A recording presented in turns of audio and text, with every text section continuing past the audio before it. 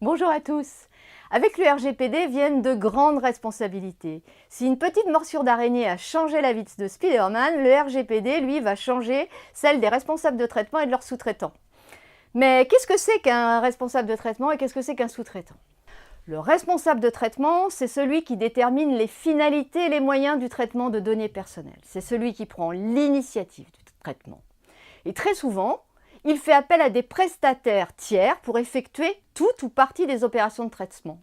Ces prestataires agissent pour son compte sur instruction.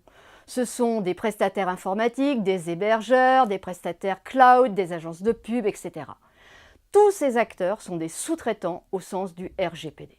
Jusqu'ici, la question du respect de la protection des données personnelles, c'était l'affaire du responsable de traitement. C'était lui qui était responsable aux yeux de la loi informatique et liberté. Aujourd'hui, la réalité numérique est bien plus compliquée. Les acteurs, les outils sont de plus en plus nombreux. Ils sont souvent situés en dehors de l'Union européenne et les manipulations sur les données sont de plus en plus complexes. Et donc, dans les faits, le responsable de traitement n'a pas toujours la main sur les données personnelles qu'il souhaite utiliser. Tout est très compliqué. Et c'est pourquoi le RGPD vient désormais responsabiliser l'ensemble des acteurs des traitements de données et plus seulement le responsable du traitement.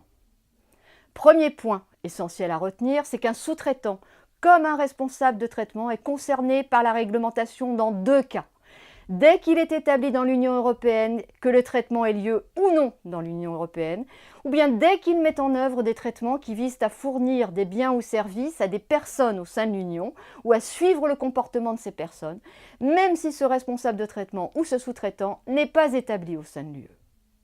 Un sous-traitant qui répond donc à l'une de ces deux conditions est soumis au RGPD, ce qui veut dire que la plupart des sous-traitants seront aujourd'hui concernés. Le second point concerne les nouvelles responsabilités du sous-traitant. Sans retirer sa responsabilité au responsable de traitement, le RGPD vient imposer plusieurs obligations spécifiques au sous-traitant dans sa relation avec le responsable de traitement.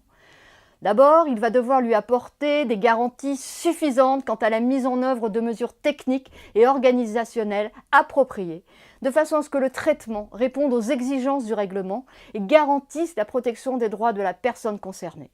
Pour faire simple, il doit montrer patte blanche, c'est ce que nous dit le règlement.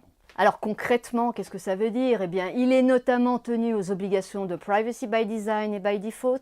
Il est également tenu de garantir la sécurité et la confidentialité des données qu'il traite, de respecter les obligations en matière de transfert des données hors Union européenne et d'apporter conseil et assistance aux responsables de traitement. Il est également tenu de documenter sa conformité, de tenir un registre de ses traitements pour son donneur d'ordre. Il aura aussi l'obligation, et ça c'est nouveau et très important, de notifier au responsable de traitement toute violation de données à caractère personnel, et ceci dans les meilleurs délais.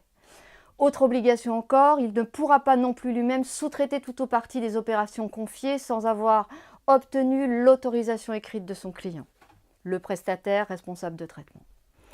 Le troisième point important est que le responsable de traitement et le sous-traitant devront obligatoirement conclure un contrat écrit, y compris par voie électronique.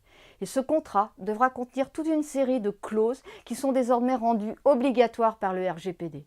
Outre l'objet, la finalité, la durée du traitement ou encore le type de données, il devra surtout comporter toute une série d'obligations du sous-traitant, notamment en termes de sécurité, de conseil ou d'alerte de responsable du traitement. On peut donc dire que le RGPD exige que le sous-traitant donne au responsable de traitement des engagements contractuels forts qui devront être respectés en pratique et documentés. Par ailleurs, il faut garder en tête que cette obligation d'établir un contrat avec ces clauses obligatoires s'appliquera aussi, et c'est très important, au contrat en cours au 25 mai 2018, c'est ce que vient de confirmer la CNIL. Il faut donc anticiper urgemment la mise en conformité, soit établir un contrat conforme quand il n'existe pas, ce qui malheureusement n'est pas rare, soit quand il existe, vérifier qu'il est bien conforme et à défaut le renégocier. C'est le cas par exemple s'il contient des clauses de garantie ou bien de limitation de responsabilité qui ne sont pas compatibles avec le RGPD.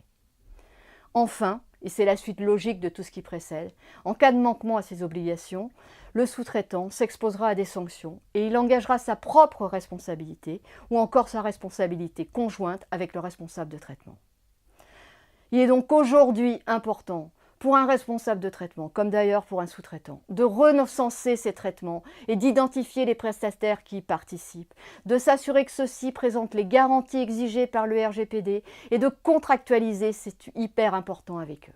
En résumé, on peut dire que les sous-traitants et les responsables de traitement, bien c'est même combat. Et moi je vous dirais, à vos contrats, merci et à bientôt.